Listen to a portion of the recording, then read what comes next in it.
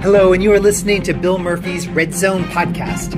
I interview leaders who inspire me in the areas of exponential technologies, business innovation, entrepreneurship, thought leadership, enterprise IT security, neuroscience, philosophy, personal development, and more. Welcome to the show.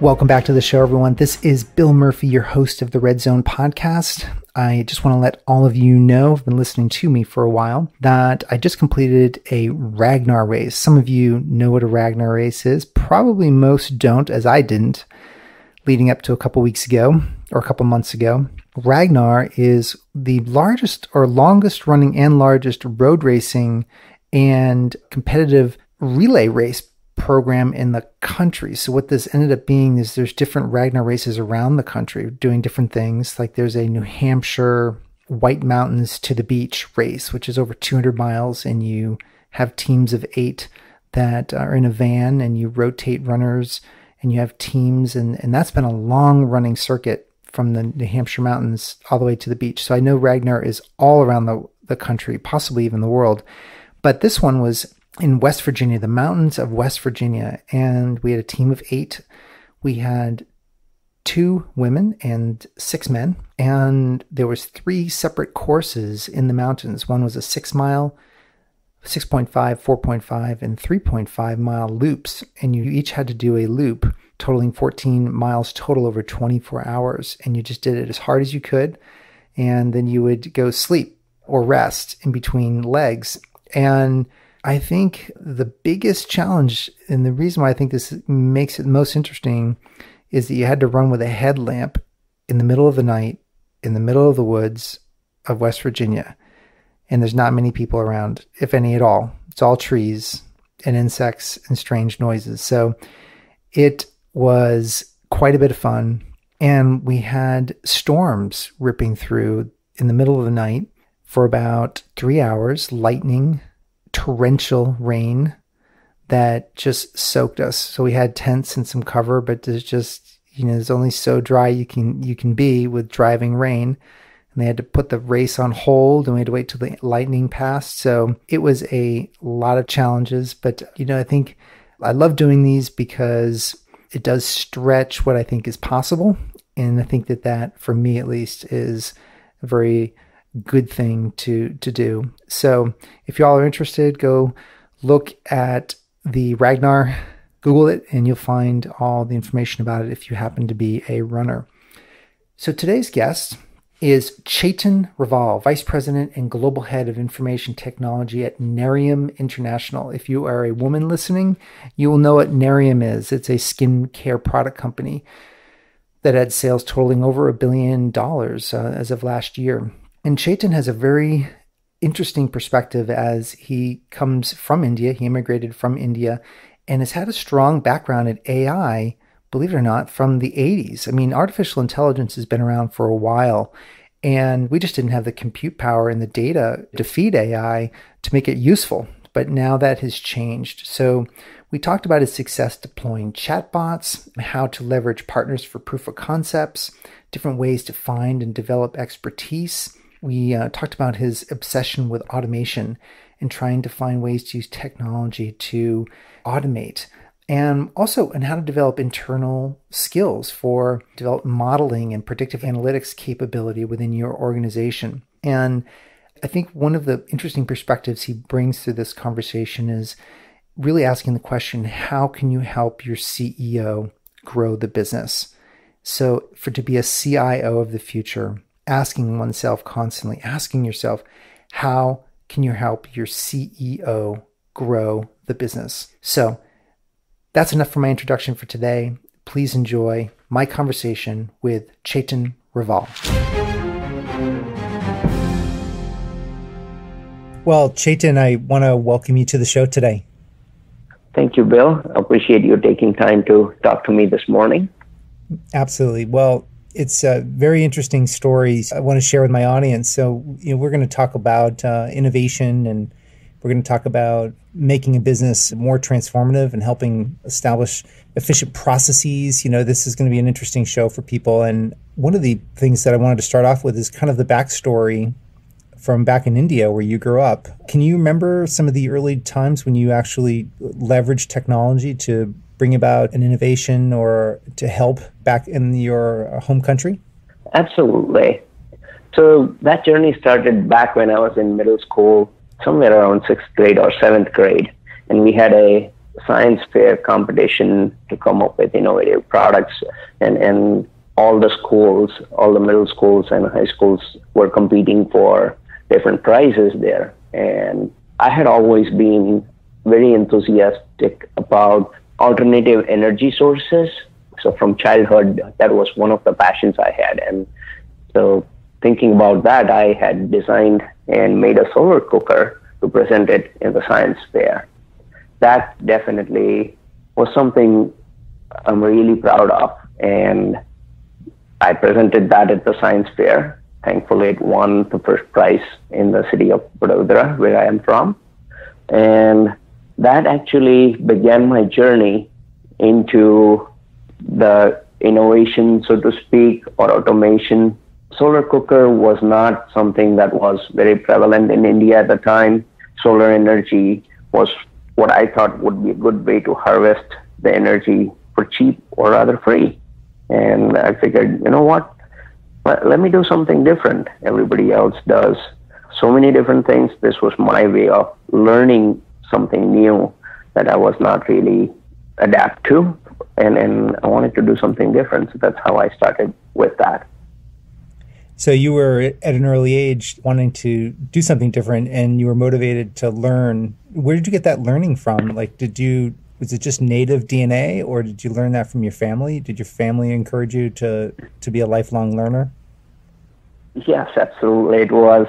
I would say I got it from my parents. My dad, who actually was a lawyer by education, and being a lawyer, he was retained by a construction firm, and he worked with them so much that he became a better engineer than normal engineers. So that was something I'm like, okay, Dad, you never had an engineering degree. However, you're a better engineer. And he was in civil construction, and he had started his own civil construction company at one point because he got so interested in it, got the books, learned it, and that's what inspired me to think about technology and think of different things. As a matter of fact, one more interesting thing comes to mind is when I used to go to his construction site, back then everything in India was manual, especially when it came to construction, or most things were manual, to the point where if you needed sand or cement or anything and needed to get it mixed, there would be human beings who would be working on things. And I would look at them, and then many times I felt like, okay, some of these guys are just sitting around. What if I were to be able to build a robot that can actually bring all the material that's needed, mix it up, get it ready, so that the mason can go ahead and do his or her work. And this was my early childhood days, and I think that's where my journey to technology began. So you were always thinking about efficiency and using technology to help make processes more efficient. Absolutely. Which is interesting. Make it easier for humans. Yeah, and that's interesting right now because you're using manual labor as an example. There was a time when the carts were pulled by horses and our traveling was done by horses, and then all of a sudden the car came online in the early 1900s, and I can guarantee you the mechanics of the horse-drawn carriages and the people who cared for the carriages and the horses all had to retool themselves and learn the new technology. And in the ditch diggers, they used to be done by shovels, and now they're done by automated backhoes and front end loaders and such. And so all of a sudden the manual labor becomes less important, but not irrelevant. So it's interesting now with technologies like machine learning and AI that we're sort of in a similar inflection point. But you got started in AI a long time ago. Like, talk to my audience a little bit about when you first were exposed to machine learning and AI, and what was it like then? That's an interesting journey as well. And this was back in late 80s or by 1990. That was part of my engineering bachelor's degree program. I was doing my engineering, and at that time we had to do a bachelor's project. And of course, people went and did different things in electronics.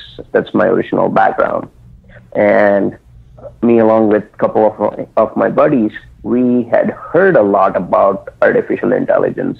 We had heard a lot about solving different problems using artificial intelligence, especially health problems and things like that.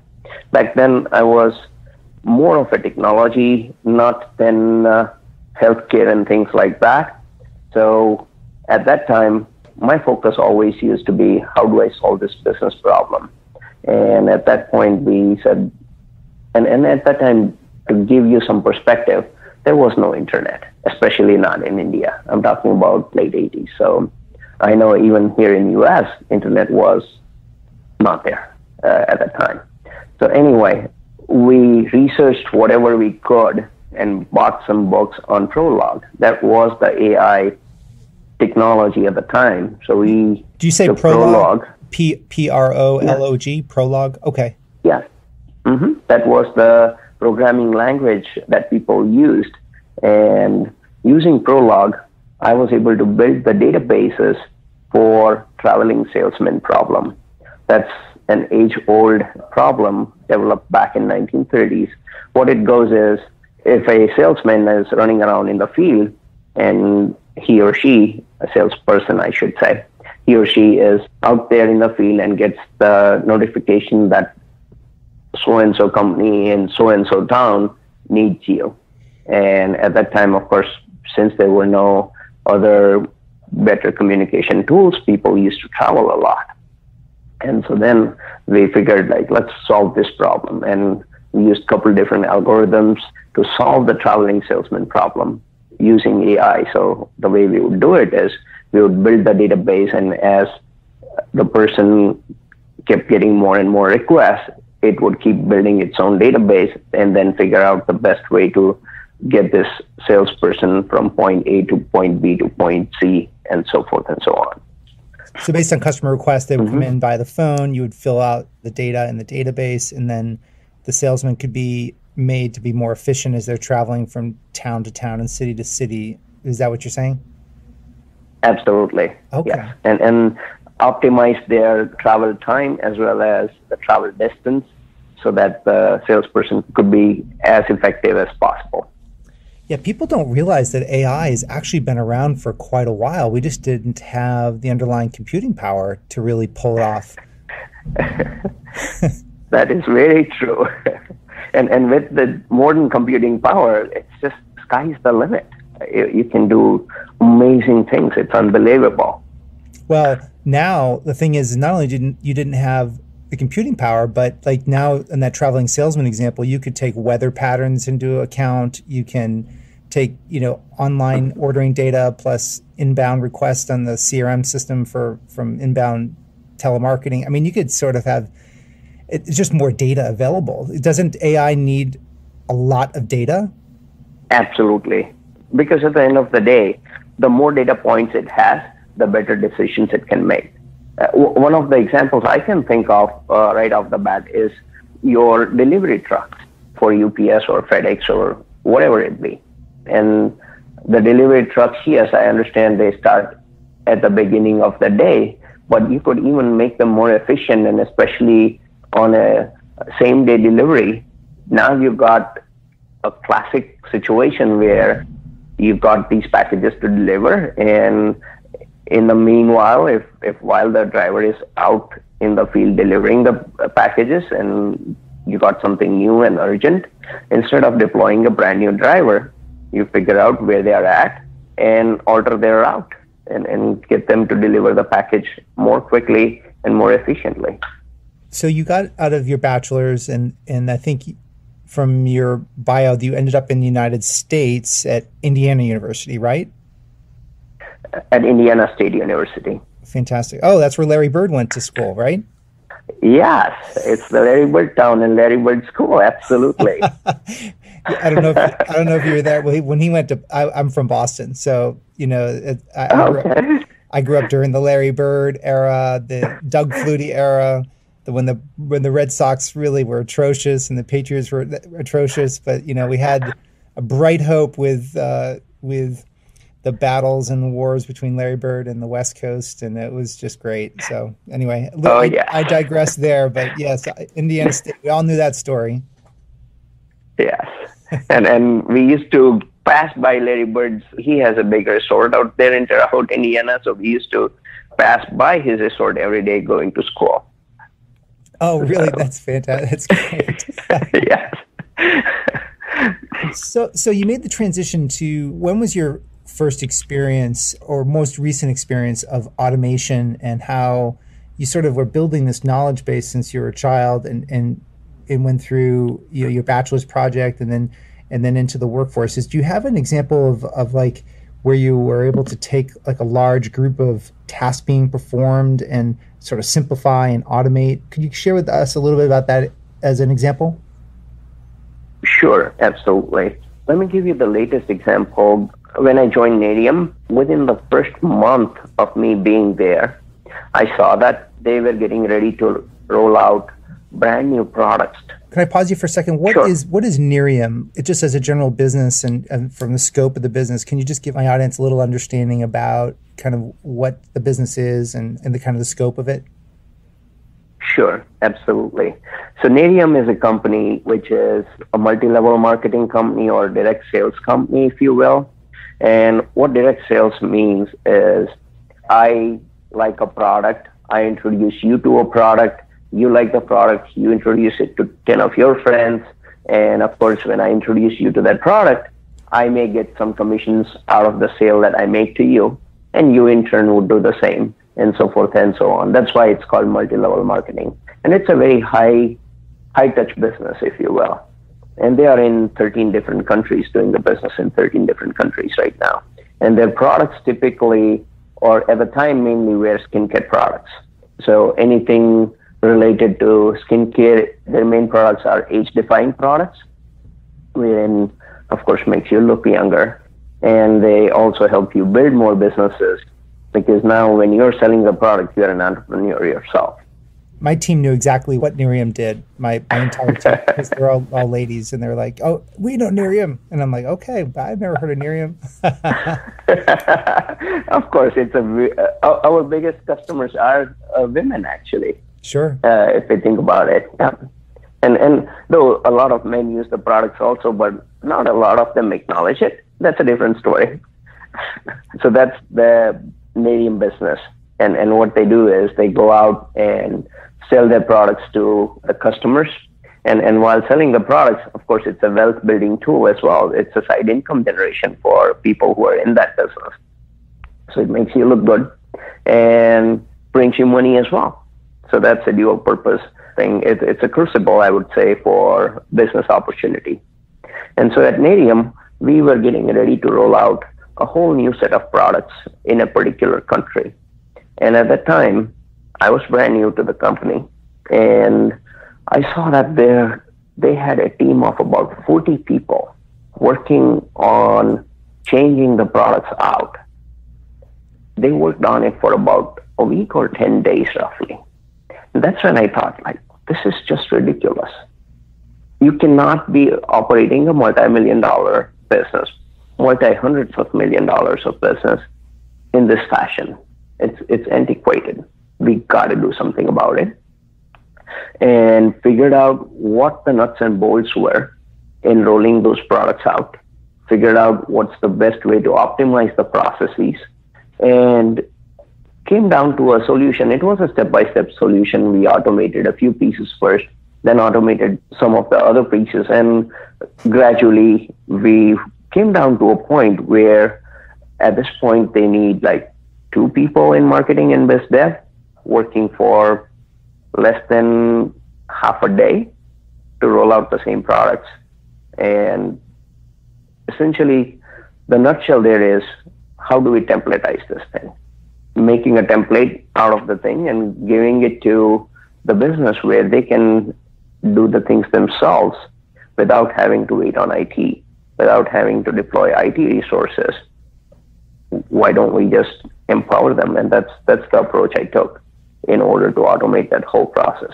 And I could say today they are in a much better shape in terms of being able to roll out the products at pretty much no notice time. Was it a combination of the process, or was it also a bit of the technology that, I'm assuming because you're in so many countries, they have to go to a front-end website, and that has to, so they're basically changing both the front end and the back end of a website to account for rolling out a new product, and that the process of going through that was basically took 40 or so people.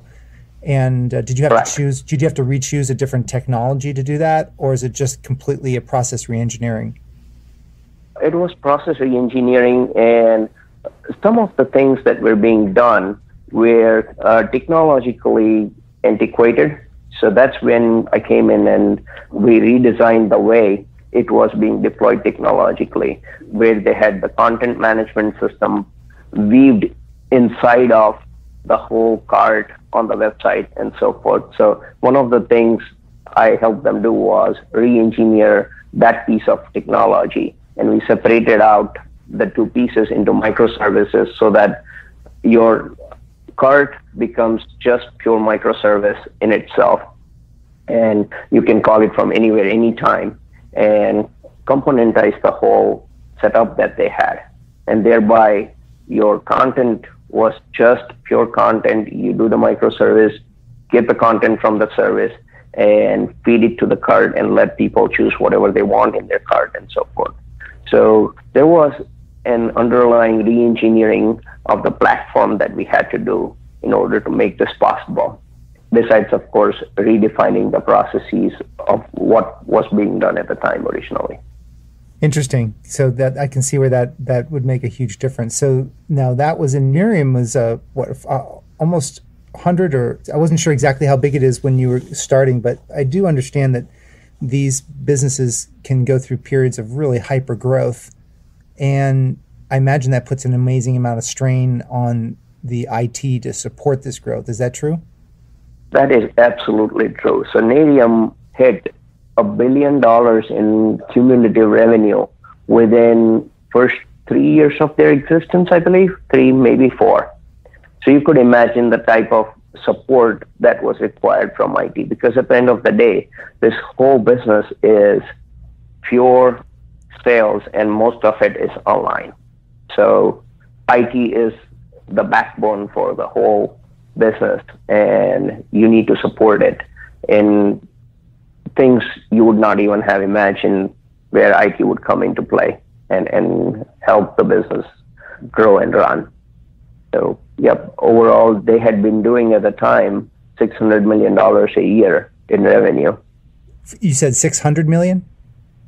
Yes. Mm-hmm. Oh, okay. So the site is operational now, and did you use any particular technologies that you thought would be for this microservices piece and the content piece? Was it all separate technologies, or did you settle in on a single content management platform that could deliver it all? Like, what was the technology approach that you used? So the technology approach we used there was, we've been using Sitecore as the content management system, and .NET is the backbone for all of the technology there. Microsoft .NET technologies with SQL Server, we are there on always on high availability setup on the SQL Server databases. And the whole platform is supported through Microsoft .NET technology. Sitecore, previously, like I mentioned, was viewed into the core .NET code that we had. And so we took time to separate the pieces out, wherein now it's all microservice-based approach, versus previously it was completely, everything was hard-coded and coded within base code. The code was replicated as many countries as there were. All the code was replicated multiple times. So that took a lot of time in terms of maintenance of the code as well, because now the same code is managed 12 different times, which means if there is a bug in one place, you got to fix it at 12 different places. just to make sure that the bug is gone. Yeah. So Sitecore, SITECORP, Sitecore, right? CORE, yes. SITECORE. Okay, Sitecore. And then did you mention Documentum as well, or just Sitecore? No, .NET. .NET. And so you're able to get some portability with code updates based on, so if you did find a problem, you could replicate it across your different sites supporting your different countries. Is that correct? That is right. Interesting. And that's what used to happen. And with the change to microservices, now you don't have to do it at multiple places. You do it at one place, and that propagates itself across the board. And it requires a lot less resources in terms of making the changes and testing it over and over again. So was there a strong marketing group there, or were you tapped to help mine the analytics on the site after you had it operational? So yes, we did have a strong marketing group there, but their main focus was sales and marketing. And so we in IT came in as an additional resource to help provide them the numbers and figures, saying that, look, these are different approaches you could take in order to solve some of the problems and in order to help grow your business and maintain your business. And if I may, can I give an example there? Yes, please do. I think that's important, because one of the big things with innovation is that I want the CIOs to understand that they need to play offense, and just supporting the site and making the changes and the microservices isn't enough. And you got to go to the next level. And I think what you're about to talk about is how you took kind of the traditional role, which would have been innovative in and of itself, how you took it to the next level to provide offense. Absolutely. And that was something my experience over a period of time in this particular business came into play. And what I did there was said, okay, let's look at the hundreds of thousands of customers we have. And the primary business is for these customers to order their products over and over again on a monthly basis. And we could see the pattern that after the customer orders X number of times, they tend to fall off. They initially start off changing their product mix, and you could see that their product order total is going down. And that's kind of an indicator that, okay, this person is going in a different direction from where we would want them to be at. So we built the models and gave the business and our marketing team predictive analysis, saying that here's a set of customers. Let's look at those customers and give them some special incentive so that they would stay with us. Looking at these different patterns, we can say for sure with over 93 to 94% certainty that these guys are going to fall off. So let's focus on them. And even if you can increase the revenue or keep that additional revenue for 3 more months at $100 an order, let's say, when you take 10,000 off those, now we are talking big numbers. Let's focus on them, and giving those type of insights into their buyer behavior, we were able to turn a lot of customers around and help them stay with the business.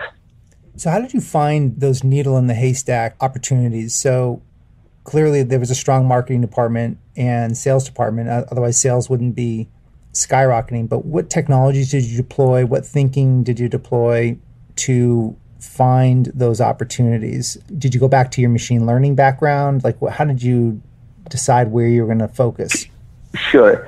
So some of that goes back to that about the machine learning background. In fact, I'd taken some courses in machine learning, learned how to use software called R and things like that. So are you talking about the software called, sorry to interrupt you, but I just want to make sure people understand. So the software called R, right? The R programming language, is that what you're referring to? Yes. Mm-hmm. Okay. Absolutely. Yep. Yes. So part of it goes to that. Part of it also goes to the business background in terms of when I was at Manatech, I had seen several S curves, if you will, in the business where it goes into hypergrowth, then you get a slowdown, then you go into the hypergrowth. And at that point, when you're hitting the slowdown, when you're in the hypergrowth mode, nobody thinks of what can I do to retain additional customers that I already have? But when you are in the slowdown curve, that's when you start thinking of other innovative ways of making sure you keep the business up and running and going. And so those past experiences definitely helped me tremendously come up with these different ideas. And of course, each business is different. They're similar in a way, but they're different as well. So you study the business as to what's going on with their business and how their buyer behavior is changing from time to time, what motivates their buyers. One of the motivation factors for the buyers is the compensation and the incentives that you give them. So you put some modeling around that and say, okay, if we were to incentivize the buyers this way, this is the group who would respond most to this type of incentives. But there would be other group which would not be as incentivized with that particular model of incentive, but they may be incentivized using a different model of incentives. So you got to know your customers really, really well in order to come up with different options to provide to them. And then you run the modeling on it to validate your theory and go from there. You know, it's interesting. Yes, I know your industry is very much different than others, but it's not that different in the sense that every business, I mean, we're all riding the Trump train right now, and really it's very difficult for a business to fail in this type of environment. Yeah. But there will be a correction, and that there's a huge value in a CIO that can look at that slowdown curve and sit there and really understand the customer and be able to do that modeling. And now, you went and learned this programming language R. Would that be something that you would advise CIOs to have some expertise on staff, or they themselves understand what R can give you and sort of the programmatic environment that would need to be set up to be able to build that skill set? I would say definitely have somebody on staff who is good at machine learning and also being able to do predictive analysis. In my case, it was out of sheer curiosity that I went and took a course and learned about it, but at least have somebody on the staff, because they would definitely guide you. All of this analysis that I'm talking about, I did not do it personally firsthand myself. However, I knew what to look for at least. I knew this is something that can be done, and I knew it because I had taken a course and reading up on different places, talking to different people within the industry. You hear about things and you collaborate saying, hey, this is what I've done for my innovation and so forth. So you take those ideas and start applying it and make sure you have appropriate staff to be able to support all these things and help you with helping the business. Because at the end of the day, you are the driver for the business as a CIO. That's how I personally believe in. Well, I think that underlying belief is what kind of drives you to the different way of helping the business. I mean, I did a CIO, we did a innovation lunch, and I brought in at the very end a Power BI expert from Microsoft that I had found, my team had found in our travels. And so kind of a hardcore geek, but real deep understanding of the platform. And the reason I did that is because everybody was telling me they didn't understand it. Well, it's funny, half the guys left the room. And I'm sitting there going, why are you leaving the room? Because he was getting technical. And the problem is that they couldn't divorce the fact that, but the guys staying there wanted to understand. And not because they're going to programmatically do it themselves, but they wanted to understand what the capabilities were, but also how they can hire the right team and put this powerful tool into place. But it doesn't matter whether it's Power BI or R or these others. I think there has to be an understanding of capability and sort of the skill set so you can go out and either grow it internally or find the people. Absolutely. And I'm a big believer in hiring the right people, even if it means getting the right consultants. In fact, at Nadium, we ended up with a mixture of different technologies. We used R for presentation sake. We used Power BI there. And that's helping a lot in terms of the executives getting the visibility and into what the business is doing on a day-to-day basis. We were also researching other technologies in terms of giving a window to our entrepreneurs so that once we deploy that, our entrepreneurs will be able to see that in detail as to how their business is doing, and they can also do some sort of what-if scenarios. I'm not going to reveal the name of the product just yet because it's still in the research phase and stuff. So can't really talk a whole lot about it. But something like that is also we are looking into so that it gives an edge to our customers and they can go out in the field and do better business for themselves. That's interesting. So you had I was going to ask you about how you presented the data and intelligence to the end users. So not your end customer / entrepreneur, but your internal decision makers. Did you have a dashboard that you extended like through Power BI? Like what did your technology stack look like? Did you present a graph? How did you visualize this for them? So we did, of course, build the ETLs, and the presentation layer was Power BI. And therein, we had a mixture of different things. There were graphs, the pie charts, the wheels, if you will. I forget the exact term right now for that. It's escaping my head. But a wheel to show the different breakdowns of different parameters. And of course, you allow them to modify the outputs as per their choice. So they can say, I just want to run the data for this specific country, or what's the product mix that is selling the most? Which type of customers are going for this particular product mix? What ethnicity of people are buying this kind of products? Because each product appeals different ethnicity people differently. So for example, Korea is very much into health-related products. So any consumables that you want to sell in Korea, that's a very hot market for you, like health supplements. In terms of skincare, you got Latin America very high on it.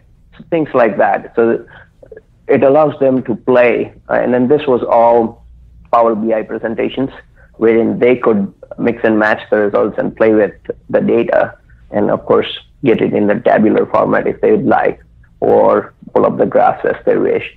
So you just had to click on the graph and it will give you the tabular information of exactly what you're looking at and things like that.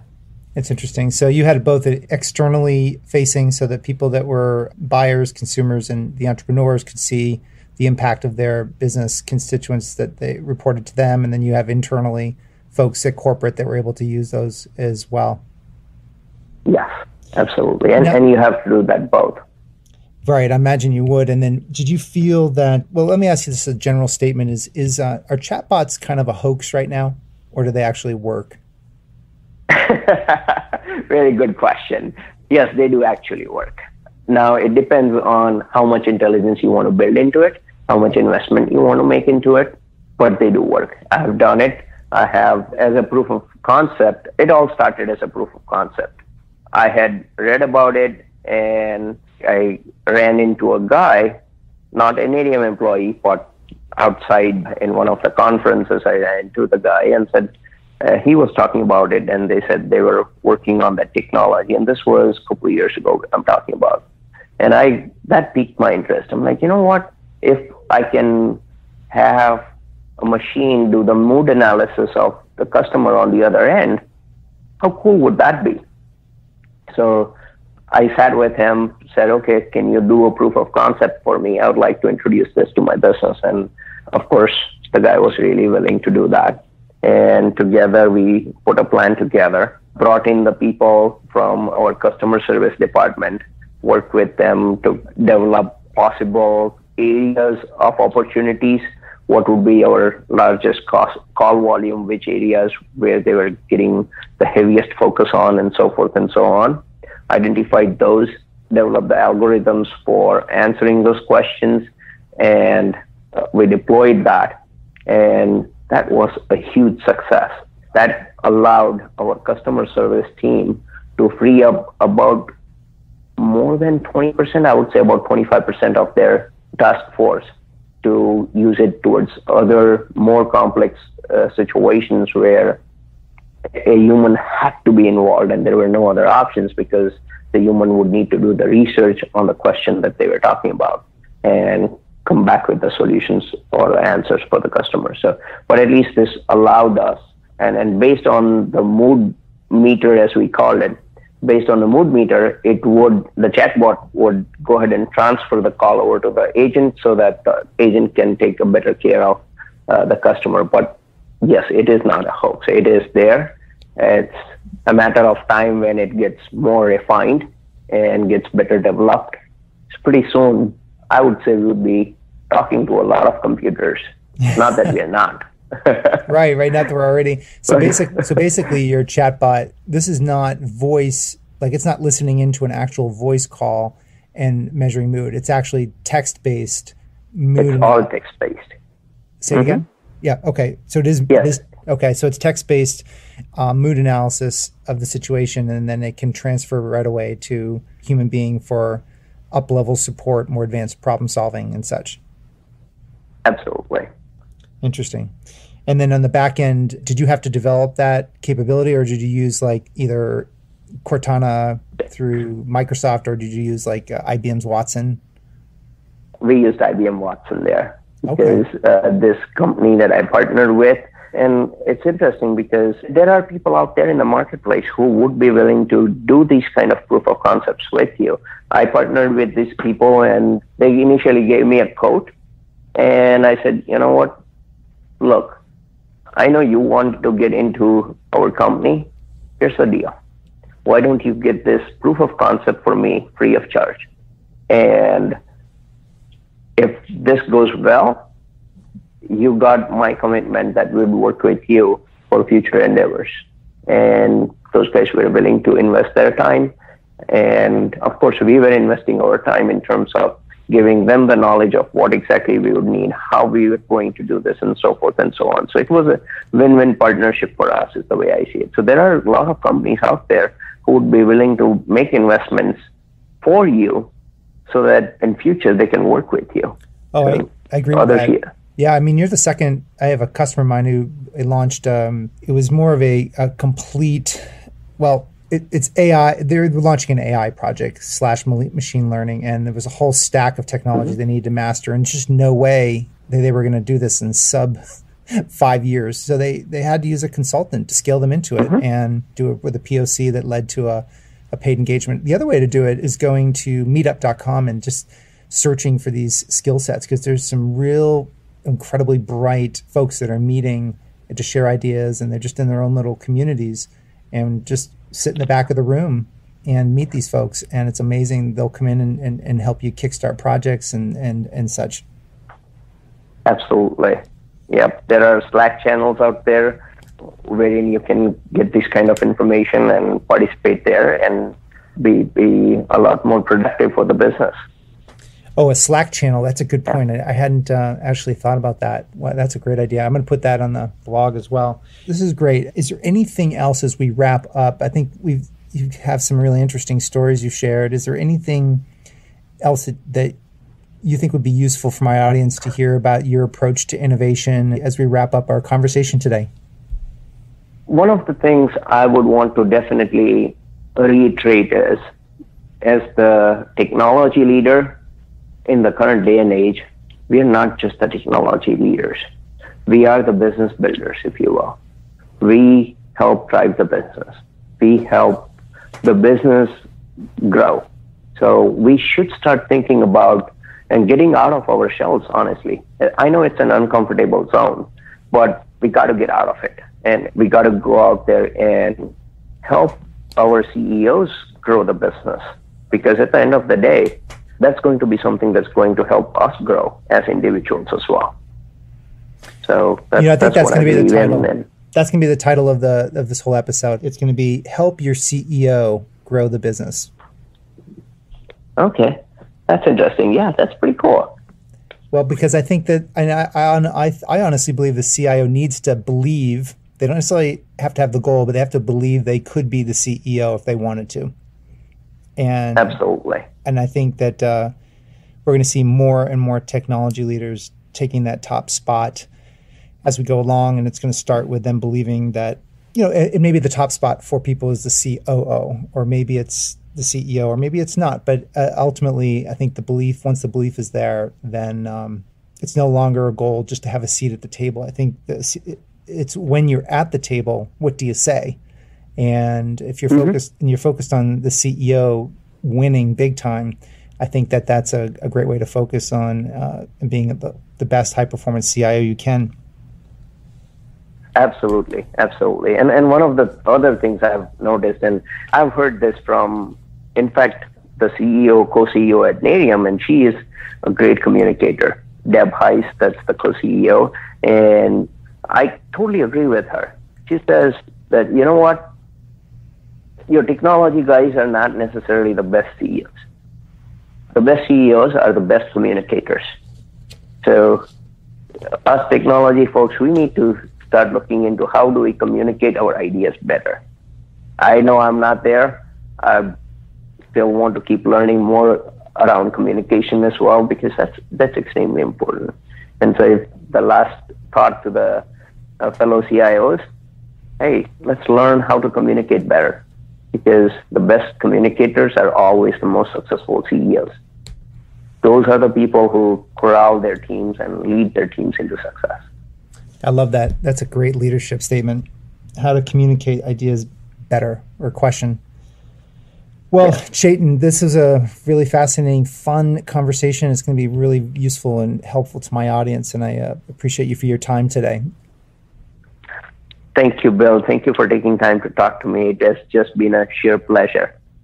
And if anybody wants to reach out to you and touch base with you, is LinkedIn the best way to do that, via LinkedIn? Yes, LinkedIn would be the best way, and it's linkedin.com/Chetan Raval is my link there.